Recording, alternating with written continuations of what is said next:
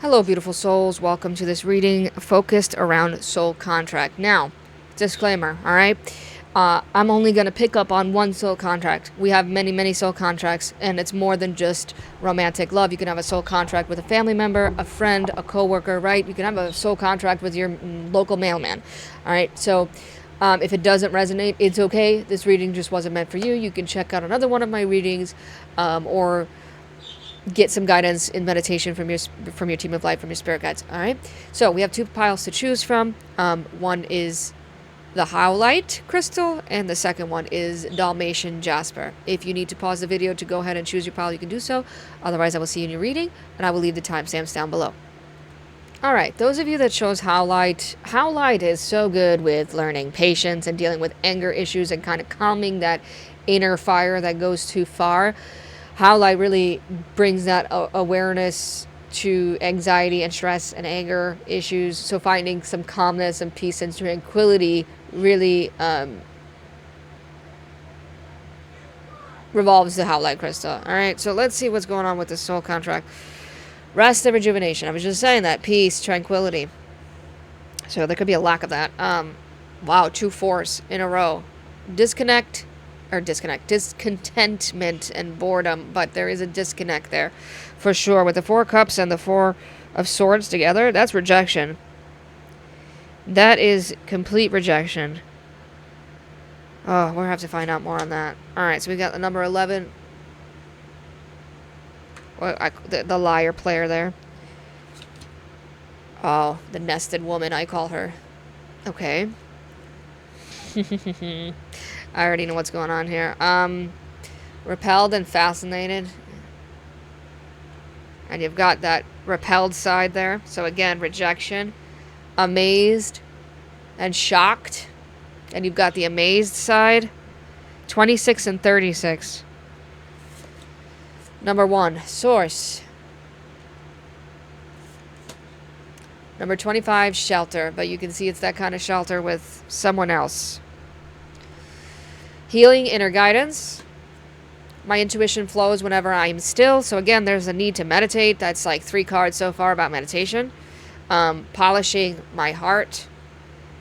Feeling is a power that helps me heal. So not being afraid to feel your way through things. The Tailor archetype, attention to detail and pride. The Waker, awareness and reflection. Again, I'm not surprised with the Howlite crystal being there, of really focusing on awareness. Trying to get these all on the camera here. Trickster and the Virgin. So, Gemini and Virgo. There's like a mercurial influence to this reading. Okay? Alright. Whew. I'm trying to... Okay. Just don't worry about it. It doesn't matter. Alright. You guys can see all the cards. So, this soul contract is a complicated one. It is very... It's definitely a back and forth. So, there's been multiple lifetimes. It feels more like family. Like the family tree. Knowing how to disconnect from family. Now this also feels like almost like feeling disconnected from source, so from like having that soul contract with your higher self too. You know, it's weird because soul contracts they are complicated, and they're layered, but there's something here about finding love with the mother, like finding love with Gaia, finding love with source, with life. This soul contract taught you that. Alright? It's teaching you love and issues with love. But it's also teaching you how to work through the pain of rejection and detachment. There's a need to like swallow the pride. Like someone needs to swallow their pride. The hands of fate are here. There's a lot of tears that have been shed in this soul contract, but it's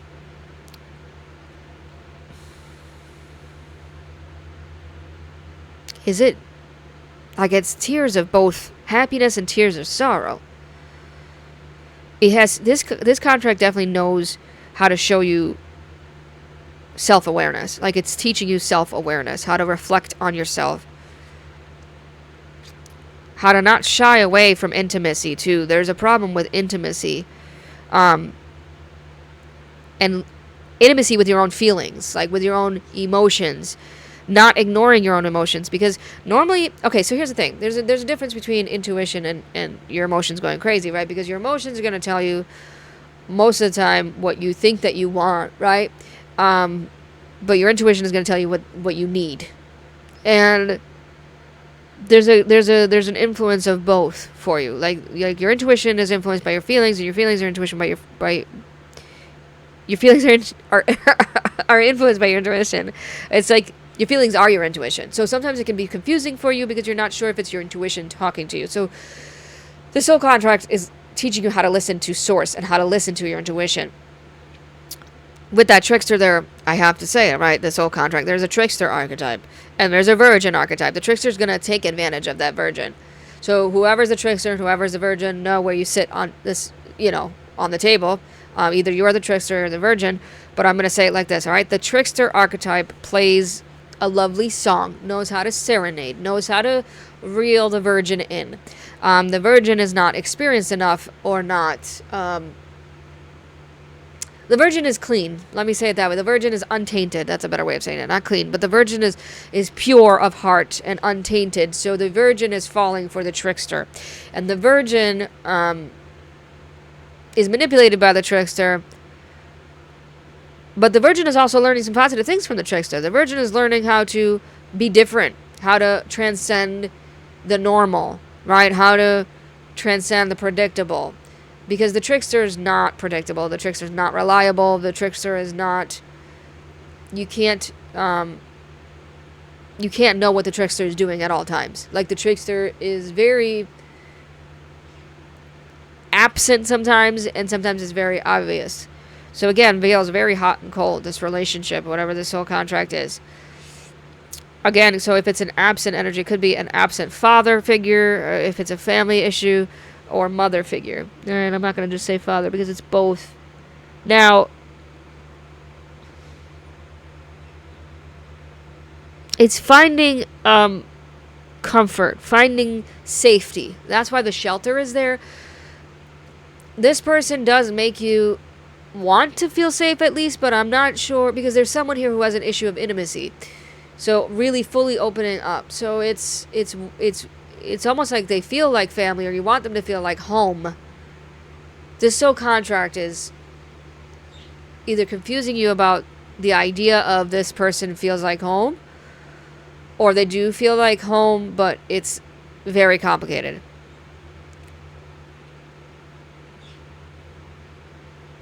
Now, with the nested woman, I feel like there's something that's trying to grow. Like, you're trying to grow together. So it's either literally a family, trying to grow the family together, or trying to buy a house together, or trying to have kids, or trying to adopt an animal, trying to buy a car together, trying to start a business together. There's complications. It's fragile. It's a very fragile and delicate situation. It could crack at any moment. It could fall at any moment. It can break at any moment because of the trickster. Because the trickster is indecisive, and the trickster, again, there's no security there. There's no stability there, even though it feels like it could be. So there's a potential within the trickster. So I think the trickster is learning from the virgin how to maintain the connection to spirit and source. The trickster is learning from the virgin how to feel pure and stable and grounded and soft, how to soften their approach, because the trickster is not very soft, feels like. The trickster, but has the potential, again. So the virgin is trying to uplift the trickster in this relationship, in this soul contract. So, your message right now, all right, is that both the trickster and the virgin need to be honored for what they are as archetypes. So the trickster needs to honor the virgin needs to honor the trickster. It's two very different energies, two very different people. So paying attention to the details with that, swallowing the pride, right? Not letting pride get in the way, because it's pride that's turning to arrogance, which are two different things, and there's a fine line between the two. It is an amazing relationship. Like, it amazes you as a person. You're like, I don't know. This soul contract is very interesting, to say the least. Knowing when to take breaks, knowing when to walk away from each other, but letting the other person know, like, hey, I need a break. I need to just have some alone time. I need to meditate. I need to rest. But also you connecting. There's a message here about, like, this soul contract is making you connect more to source, to find shelter, to find connection, to find warmth, to find support, to find love in source firstly. Okay. I hope this helped. Thanks for tuning in. I'll see you in the next one. All right. Those of you that chose pile number 2, you chose the Dalmatian Jasper, which is a stone that is tied to the inner child. So this soul contract is tied to the inner child somehow. It's healing your inner child. You're healing their inner child. And it's also a good stone for protection and clearing negative energy. So we're going to have to really look into that, because it's a stone that teaches unconditional love. So love without condition. I'm definitely getting that. Like, you're learning unconditional love in this soul contract. There it is. 2 cups, spiritual union. I mean, most soul contracts are a spiritual union, right? Emotional loss. Yeah. We already got some cup energy there. Oh, man. The devilish man is what I call him. So being seduced sexually. So this is not going to be a soul contract we're probably talking about a romantic soul contract. Like, the first pile wasn't so much so. This pile is definitely about romantic soul contract. Lady Luck. Interesting for her to come out. We'll have to see what she has to say. So devilish man and Lady Luck. Unwise and wisdom, and you have it in the unwise direction. And then you have uncertain and confident. Oh, look, it's the same solar plexus energy there. Okay. There's a lot to unpack. That's the second time. Look at mourning. That's the second time of emotional loss. Free expression.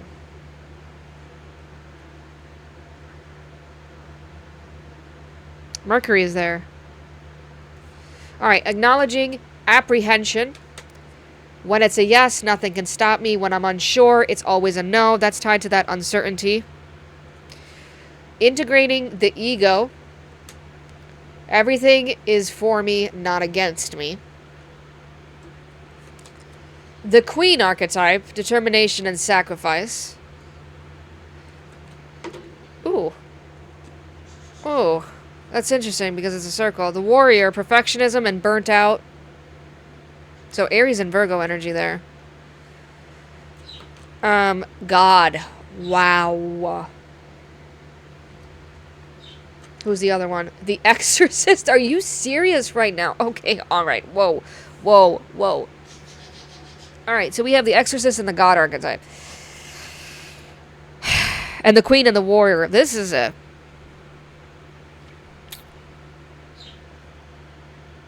Man. Yeah, because I feel like...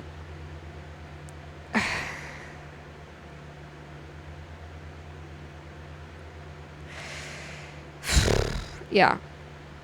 I feel like the God archetype doesn't let the Exorcist archetype freely express themselves. Or, like, when they do, it's very judgmental. It's very down, like, they put them down. It's demeaning. They like to demean. The God archetype in this relationship is very demeaning. They're very controlling. They're very powerful. That's why the devilish man is there with Lady Luck. You never know. This soul contract is hot and cold. Very hot and cold. There's a lot of loss there. I don't know if you lost someone together, or if you lost a family member together, or there's like, you lost a house together, you lost a child. Wow. Okay. This is not going to be a reading for everyone. It's just not. But you also lost the relationship. Constantly.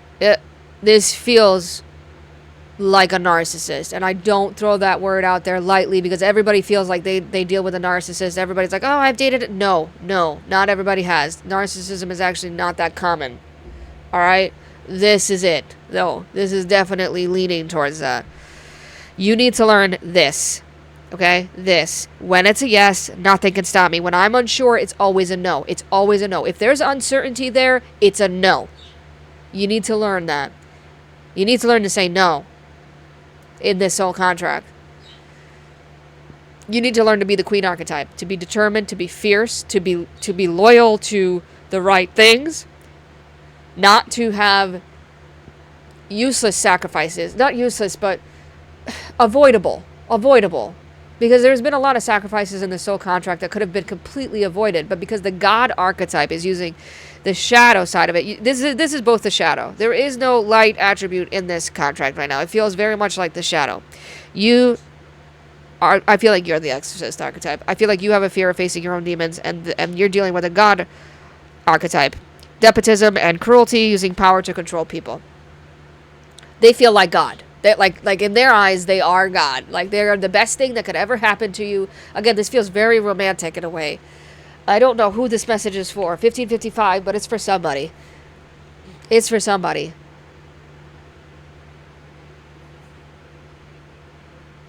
And it's through sex, too. Like, they do it through sex. So that's even worse. So they could have a way of, like, making the exorcist archetype feel down. Like, you could lose some weight. You're not as hot as you used to be. I'm not as attracted to you now as I was. That chick's hot. Like, I don't know why I'm saying it as a man, because it could be a woman, all right? So it doesn't have to be a man or a woman. Whatever. The God archetype makes the exorcist archetype feel like they could never do it on their own. That's also the thing. Like, the God archetype is making the exorcist archetype feel like they need them. Like, the exorcist needs the God archetype. Otherwise, there's no... It's... This is not a spiritual union, let me tell you right now. Oh, well, hold on. My guides are saying, oh, no, it is, but it's in a negative way. It's teaching you wisdom. You need to learn wisdom in this archetype. You need to mourn it, grieve it, and move on. You need to take the emotional loss and move on. You are a warrior of light. You're a warrior of light. Your spiritual union is to God, the real God, is what I want to say. All right? That's what I'm feeling like. There's no more taking chances on this relationship. That's it. Luck has run out. Okay? Luck has run out. And you need to believe that you have luck somewhere else. Because this contract has made you feel very unlucky. It's made you feel very unjust. Like, justice will not be served for you. It's like everything is unfair when it comes to romance. It's not. It's just this soul contract that you're tied to. You are romantically and emotionally burnt out because of this.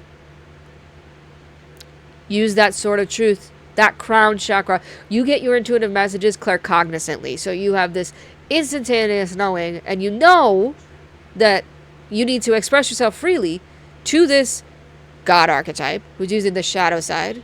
All right? That's why the devilish man is there. And you need to let him know, hey, I'm done. You cannot treat me this way anymore. I cannot be in this relationship. It's very boundary. Very much boundaries. You need to learn how to take it into your own hands. How to go towards the next step of life. Mourn it, grieve it, move on. When it's a yes, nothing can stop you. But when you're unsure, it's always a no. I've quoted that so many times. And it's been a while since I've quoted that. And I feel like I need to tell you this over and over. This relationship is too wonky. It's too unstable. There's never any certainty. It's too unreliable. This person is very unreliable. You cannot rely on them. You cannot count on them to always be there, or just to be there in general. Not even always. It's okay, because you can't really count on anyone to always be there, because that's kind of like a lot of pressure for anybody. But you can't count on them at all. Like, you can't. You can't. It has to stop. You have to not be afraid of facing your own demons, okay? Facing your own negative energy that you're surrounded by because of this spiritual unit. Like, I'm seeing my guides do this. I'm seeing my guides do quotes when I keep looking over here. It ain't. There is no meshing. There is no connection. What's spiritual about it is teaching you spiritual sovereignty. Spiritual sovereignty as a spiritual queen. As a spiritual warrior. Okay? Learning protection. That's why you chose the Dalmatian Jasper, because again, it's a stone of protection, of unconditional love, learning to love without condition. All right, I've rammed it into you enough. I hope this helped. Thank you for tuning in, and I'll see you in the next one.